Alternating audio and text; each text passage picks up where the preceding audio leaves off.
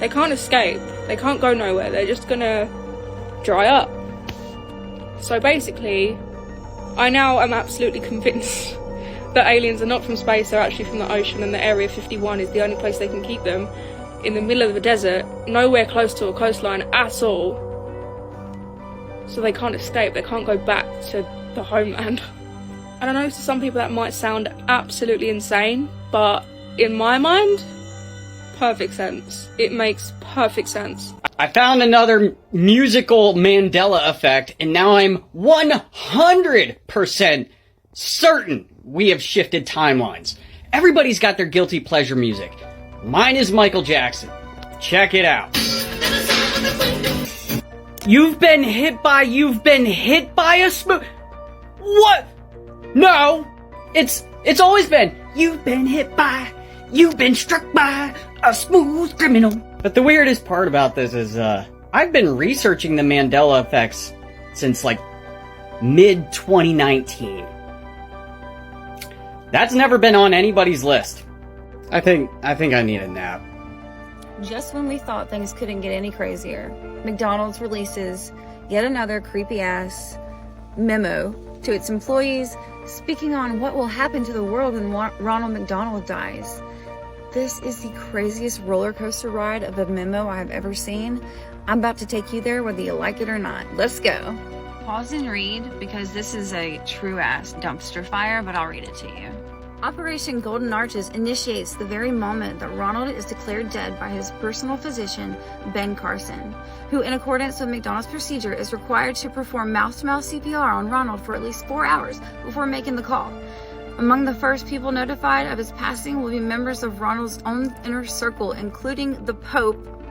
Moving on, the Golden Arches have fallen will be the code word that each McDonald's manager will be told when they're called on a secure line. They will confirm his death by sending photos of his corpse to the New York Post. And that reads, "It is with the greatest sorrow that we make the following announcement. Ronald McDonald's time in his physical body has reached its close. The earth that Ronald has left behind faces a spiritual reckoning in light of his departure, for the sunset of his death has bathed the world in a bittersweet twilight. We do not know how old Ronald was or where he came from, but we do know he was loved and had some internal organs that other people usually don't have."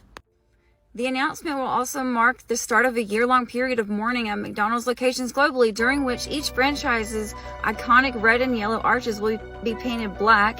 Employee uniforms will see an addition of black veils to their hats and visors, and Happy Meals will be replaced with toys with prayer cards featuring Ronald's personal favorite passage from the Tibetan Book of the Dead, which reads, "You will never understand the meaning of actual reality."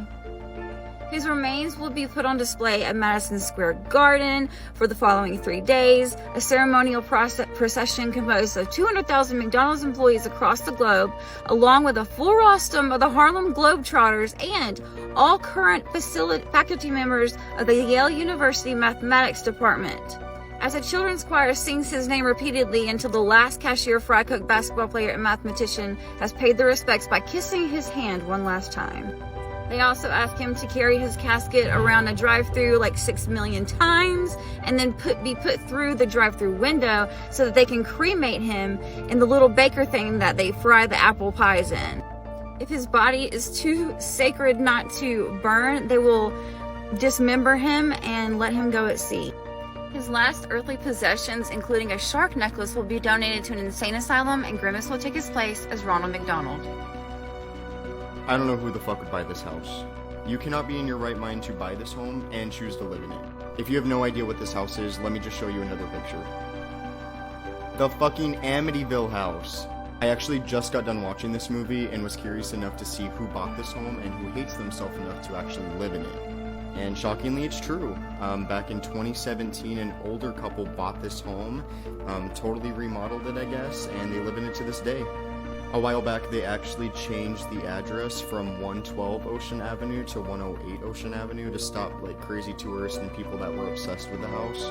There's actually no current pictures of the home right now online. If you go to Zillow or you go to Google Earth, everything is blurred out. This is so far the most current photo. It was on Realtor.com when it originally sold back in 2017.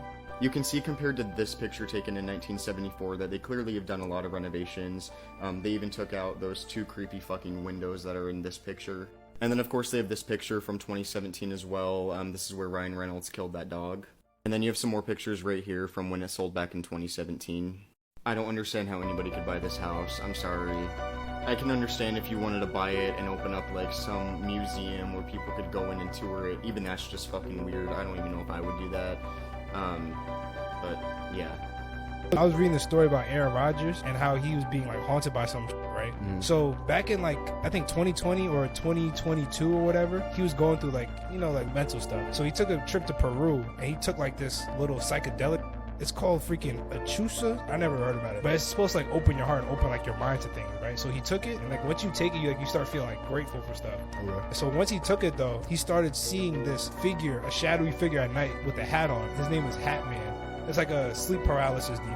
And when he sees him, he either has like a knife in his hand or like a dead rabbit. And then even his teammates like report saying like sometimes when Aaron's in the locker room by himself, the lights flicker on and off, and he doesn't like being in a room by himself. Oh, that's crazy. And like the whole legend, like how you know he's gonna appear is like when you have sleep paralysis, when you wake up you can't move and you feel like a big like heavy weight on your chest. So Aaron is still being haunted by this? Yeah, supposedly. Supposedly? That's crazy.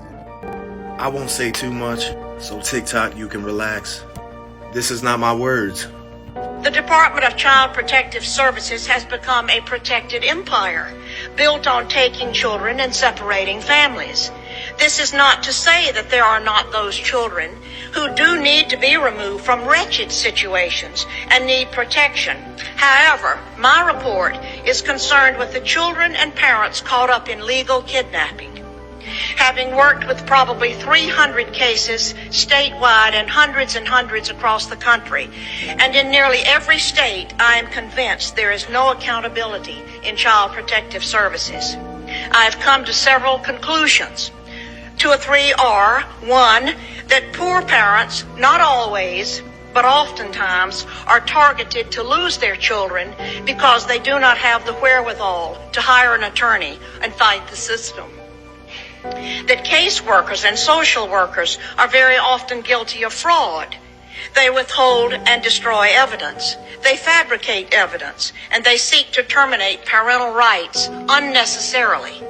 That the separation of families and the snatching of children is growing as the business grows because state and local governments have grown accustomed to having these taxpayer dollars to balance their ever-growing budgets. That the bureaucracy is huge. Look at who is getting paid. State employees, attorneys, court investigators, guardian ad litems, court personnel and judges. There are psychologists, therapists, psychiatrists, counselors, foster parents, adoptive parents, and on and on. All are looking to the children in state custody to provide job security. That the Adoption and the Safe Families Act set in motion first in 1974 by Walter Mondale and later in 1997 by President Bill Clinton offered cash bonuses to the states for every child they adopted out of foster care. In order to receive the adoption incentive bonuses, local child protective services would need more children. They must have merchandise that sells, and they must have plenty so the buyer can choose. Some counties often offer $4,000 to $6,000 bonus for each child adopted out to strangers, and an additional